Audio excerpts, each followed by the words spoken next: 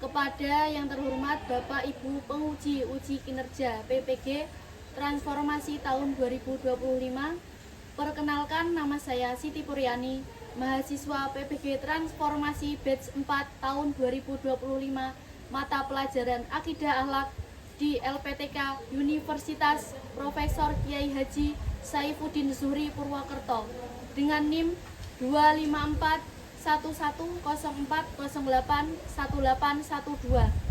Pada hari ini, tanggal 27 Januari tahun 2025, saya akan melaksanakan praktek pembelajaran dalam rangka penilaian uji kinerja di Madrasah Aliyah Ma'arif NU Doplang kelas 10. Materi menghindari akhlak tercela hubud dunia. Terima kasih dan selamat menyaksikan. Wassalamualaikum warahmatullahi wabarakatuh. Waalaikumsalam. Pelajaran akidah akhlak ya? Nggih. Assalamualaikum warahmatullahi wabarakatuh. Waalaikumsalam warahmatullahi wabarakatuh. Bagaimana kabarnya hari ini? Baik. Kurang semangat, bagaimana kabarnya hari ini? Baik. Sebelum mulai pembelajaran, ketua kelas menyiapkan dulu. Oke, berdoa. Mulai.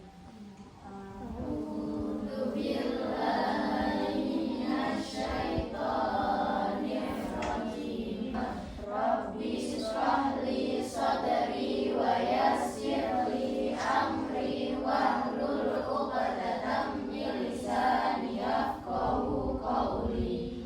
Amin. Sallallahu ala Muhammad sallallahu alaihi wasallam. Berdoa selesai.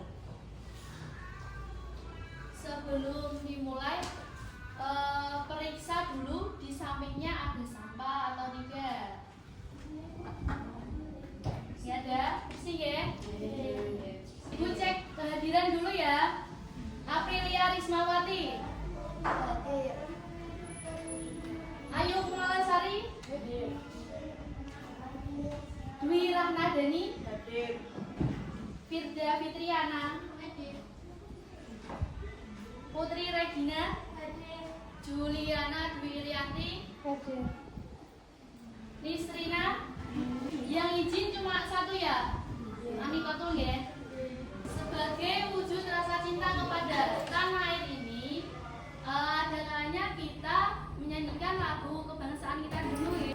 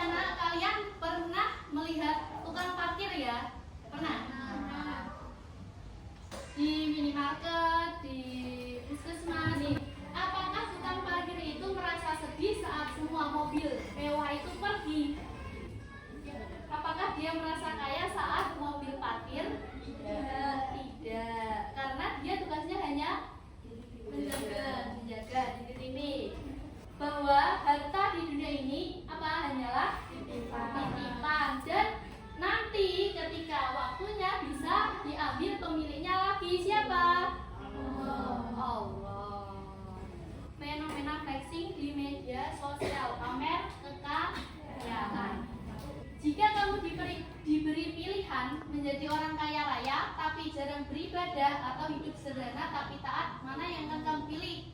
Sederhana tapi taat. Kenapa?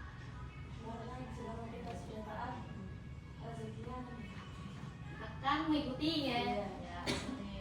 Oke. Coba Bu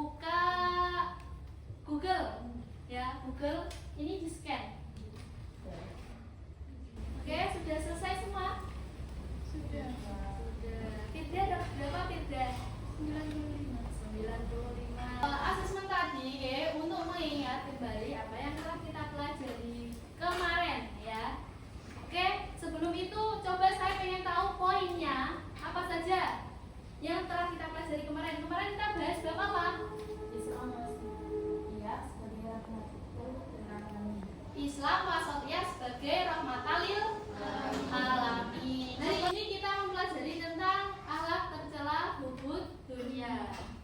Tujuan pembelajarannya yaitu apa? Agar kita bisa memahami dan mengetahui larangan akhlak tercela hubud dunia atau cinta dunia. Tempo 1, tempo 2, tempo 3, tempo 4, tempo 5, tempo tangan. Dan selanjutnya saya akan membagi kelompok dulu ya. Bagi kelompok nanti ada tugas untuk kalian, oke?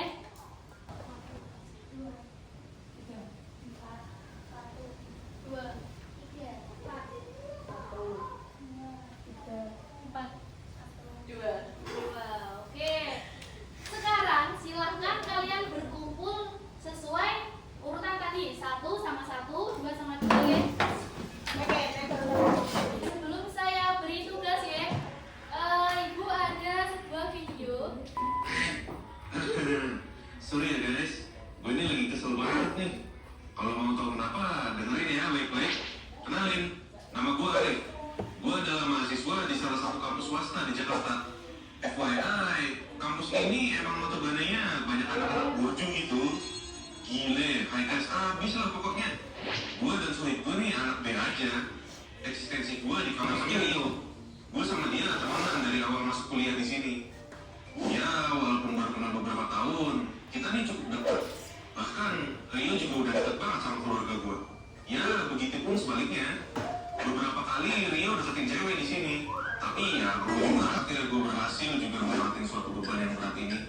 Tapi gue juga agak sedih. Masih kuliah udah punya utang sebanyak itu. Buset kan.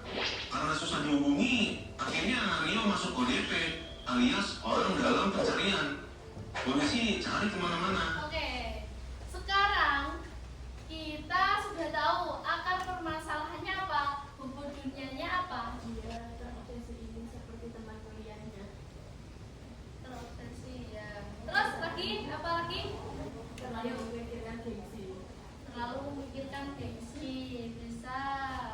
Terus dia terlalu apa? Mengikuti gaya hidup mewah.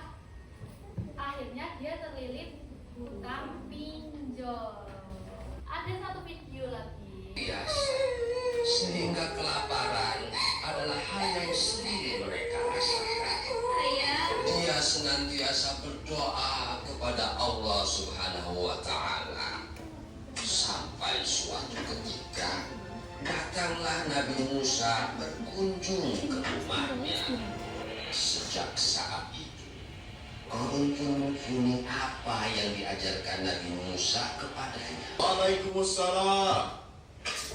Engkau ini barang diawali oleh doa Nabi Musa alaihissalam. Doa Musa. Apa yang kita bisa ambil dari video ini? Apa? Bisa teladan apa? Ayo. Jangan terlalu menyambungkan harga. Jangan terlalu menyambungkan harta karena Semuanya titipan. semua hanya titipan. Oke, sekarang Ibu beri tugas ya. Tugas kalian mencari dalil mengenai definisi dan bahaya hubud dunia. Ditulis isi kandungannya sama terjemahannya. Oke? Silakan dikerjakan, nanti hasilnya dipresentasikan perwakilan kelompok, ya.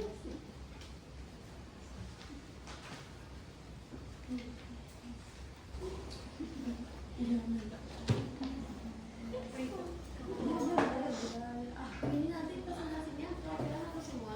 Semua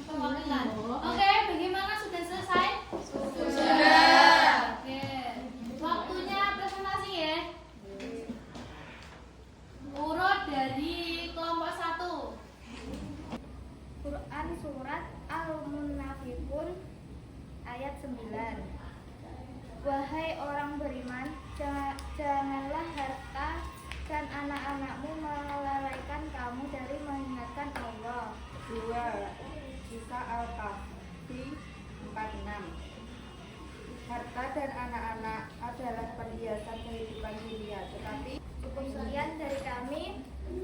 Wassalamualaikum warahmatullahi wabarakatuh. Waalaikumsalam warahmatullahi wabarakatuh. Oke, selanjutnya kelompok 2 silakan.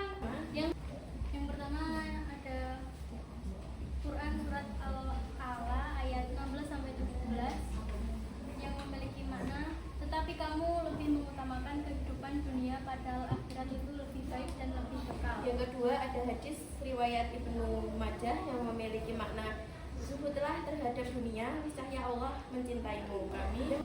Wassalamualaikum warahmatullahi wabarakatuh. Beri tepuk tangan untuk kelompok 2. Sekarang kelompok 3, ayo silakan. ayat 1 sampai 2 yang terjemahnya atau yang berarti bermegah-megahan telah melalaikan kamu sampai kamu masuk ke dalam kubur. Hadis riwayat Bukhari dan Muslim.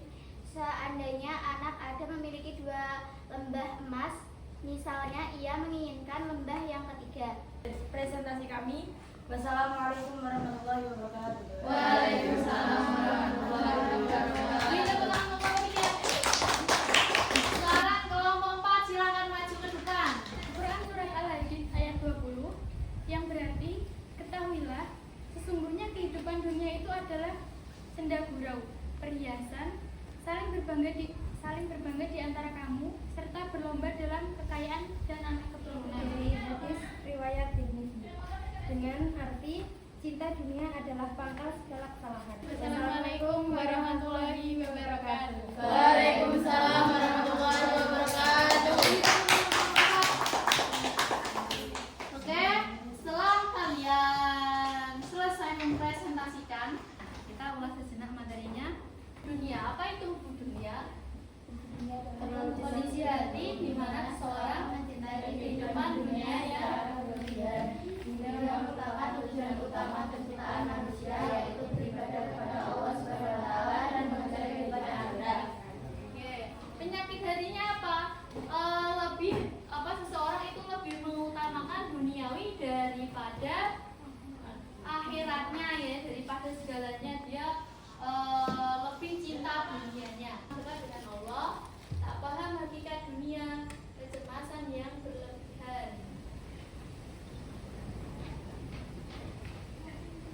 Ini ciri-ciri seorang yang terjangkit ilmu dunia. Yang pertama apa? Dunia sebagai tujuan. Terus lalai ibadah, serakah atau rakus, tamak, terus takut miskin dan kehilangan. Tuh, zina.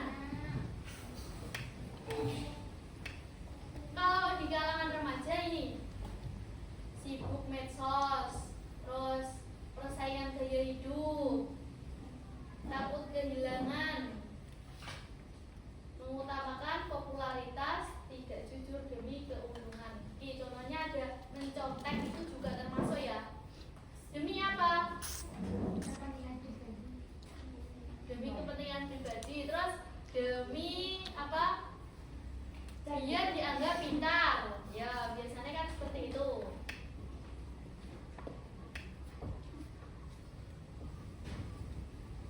Bahaya hubungan dunia bagi keimanan dan akhlak. Yang pertama, melemahkan iman.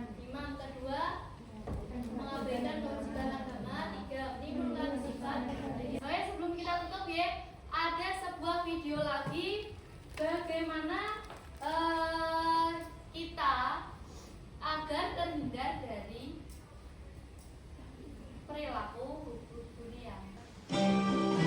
Abdurrahman bin Auf, sahabat Nabi yang bertangan emas. Apakah kalian masih ingat pada golongan orang-orang yang pertama masuk Islam? Golongan ini mendapatkan janji surga yang mananya untuk Allah Subhanahu wa taala dan Muhammad Rasulullah. Abdurrahman mengalami 2 kali hijrah semasa hidupnya. Ketika pertama kali Rasulullah menyerukan untuk hijrah ke Habasyah dan ketika Rasulullah memutuskan untuk hijrah ke Madinah, dia memutuskan untuk selalu mengikuti perintah Rasul. ibundanya di Mekah pun memutuskan untuk berdagang. Abdurrahman terkenal dengan sifatnya yang bekerja keras. Oleh karena itu, usaha yang baru dirintisnya membuahkan hasil yang memuaskan. Apalagi Abdurrahman selalu mengutamakan cara-cara yang halal. Dia jujur dalam berdagang, sehingga para pelanggan pun percaya kepadanya. Selama berdagang di pasar, dia menemukan fakta bahwa harga sewa kios di sana begitu mahal. Abdurrahman memiliki ide cemerlang. Dia meminta bantuan kepada saudaranya saat untuk membeli sebidang tanah di samping pasar. Tanah itu akan aku sewakan, saudaraku. Insya Allah akan memberikan hasil yang setimpal untuk kita dan juga orang lain. Saat memenuhi permintaan saudaranya itu, sebidang tanah tepat di samping pasar pun dibelinya. Setelah itu, Abdurrahman membagi tanah itu dalam petak-petak kecil dan menyewakannya secara gratis. Sistem yang ditawarkan oleh Abdurrahman adalah bagi hasil. Saat para pedagang memperoleh untung, Abdurrahman menghimbau untuk membayar uang sewa seikhlasnya. Cara Abdurrahman dalam mengelola tanah menjadi sesuatu yang baru bagi orang-orang di Madinah. Banyak para pedagang yang berbondong-bondong pindah ke tanah milik Abdurrahman. Lambat laun, Abdurrahman berubah menjadi pengusaha yang sukses. Dia pun terkenal sebagai sahabat Nabi yang paling kaya sekaligus dermawan. Dia sering bersedekah kepada fakir miskin. Suatu ketika Rasulullah pernah bersabda, Yang kumiliki, Abdurrahman selalu ada dalam setiap perang yang dilakukan oleh kaum muslimin. Dia rela mempertaruhkan nyawanya dalam setiap peperangan. Dia juga rela menyerahkan hartanya untuk memenuhi perbekalan seluruh pasukan muslimin. Sebanyak 500 kuda dan 1.500 unta pernah dia berikan. Subhanallah. Ada satu kisah yang sangat istimewa terjadi ketika perang Tabuk. Perjalanan menuju ke Tabuk sangat susah dan memerlukan waktu yang lama. Namun, Abdurrahman berhasil sampai dan menjadikan Abdurrahman semakin istimewa. Karena selama ini Rasulullah belum pernah sholat sebagai makmum. Beliau selalu menjadi imam. Kecuali satu kali oleh malaikat Jibril ketika mengajarkan tata cara sholat pertama kali setelah peristiwa Isra Mi'raj. Abdurrahman juga dikenal sebagai sosok pemimpin yang gagah berani. Dia pernah diutus oleh Rasulullah untuk menaklukkan Daumatul Jandal, sebuah wilayah yang pada saat itu dikuasai oleh Romawi. Tugas Abdurrahman adalah menyebarkan Islam dan mengajak penduduknya untuk memeluk Islam.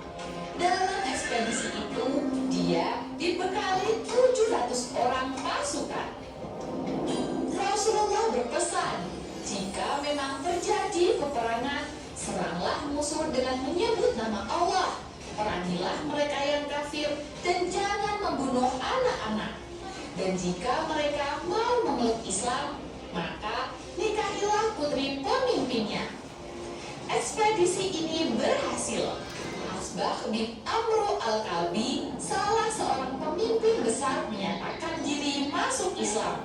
Selanjutnya, pernikahannya yang sangat dermawan. Oke, apa yang kita bisa ambil dari kisah Abdurrahman bin Auf ini? Pemuda yang memiliki sifat dermawan dan mau berbagi. Ya. Terus ada lagi? Mengingatkan kita bahwa harta tidak bisa dijual mati. Ya. Sebelum kita akhiri, dulu. Ayo, tepuk pagi.